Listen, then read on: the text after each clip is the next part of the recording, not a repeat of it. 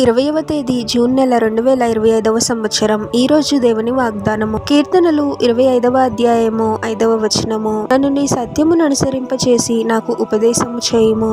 నీవే నా రక్షణకర్తవైన దేవుడవు. సహోదరి సహోదరులారా, ప్రభువు వాక్కు ఎంతో సత్యమైనది, శ్రేష్టమైనది. సత్యాన్ని అనుసరించి జీవించడం మన ఆత్మీయ జీవితానికి ఎంతో అవసరము, శ్రేయస్కరము.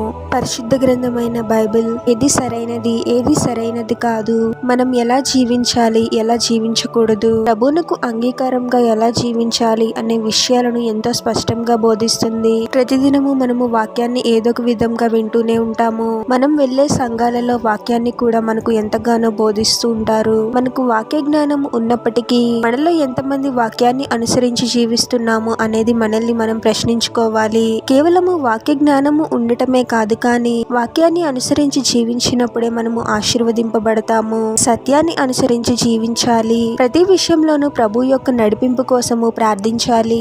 మన ఇష్టాలకు కాదు, కానీ దేవుని చిత్తానికి ప్రాముఖ్యత ఇస్తూ ప్రభువునకు మొదటి స్థానాన్ని ఇచ్చి జీవించాలి. ప్రభువే మనల్ని రక్షించు దేవుడు, మన రక్షణకర్త. ఈ లోకంలో ఉన్నప్పుడు మనల్ని ప్రభువు అన్ని కీడుల నుండి కాపాడుతాడు, మనల్ని సురక్షితంగా జీవింపజేస్తాడు. చనిపోయిన తర్వాత కూడా మనల్ని నిత్య నరకాగ్ని నుండి రక్షించగలిగే గొప్ప దేవుడు మన ప్రభువు. మనల్ని రక్షించి పరలోక రాజ్యంలో ప్రవేశింపచేస్తాడు. కాబట్టి సత్యాన్ని అనుసరిస్తూ ప్రతి విషయంలోనూ దేవుని చేత నడిపింపబడుతూ దేవునికి అంగీకారమైన జీవితాన్ని జీవించాలి. ప్రార్థన.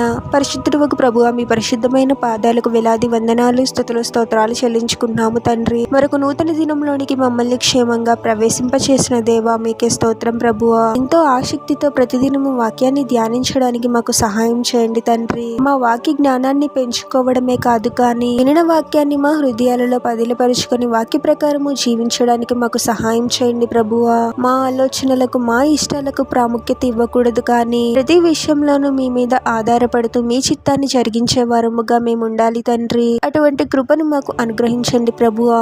మీరిచ్చిన రక్షణని బట్టి మిమ్మల్ని ఎంతగానో స్తుతిస్తున్నాము తండ్రి. ఈ లోకంలో మేము జీవించినంత కాలము మీకు నమ్మకమైన వారముగా జీవిస్తూ పరలోక రాజ్యంలో ప్రవేశించుటకు యోగ్యమైన జీవితాన్ని జీవించడానికి మాకు సహాయం చేయమని ఈ ప్రార్థనలో ఏకీభవిస్తున్న ప్రతి ఒక్కరిని పేరు పేరున దీవించి ఆశీర్వదించి అభిషేకించమని, వారు చేసే ప్రతి పనిలో మీరే వారికి తోడుగా ఉండి వారిని అన్ని కీడుల నుండి, అపాయాల నుండి మీరే వారిని రక్షించమని ఈ మా మనవులన్నీ యేసుక్రీస్తు వారి పరిశుద్ధ నామంలో అడిగి వేడుకొనుచున్నాము తండ్రి. ఆమేన్.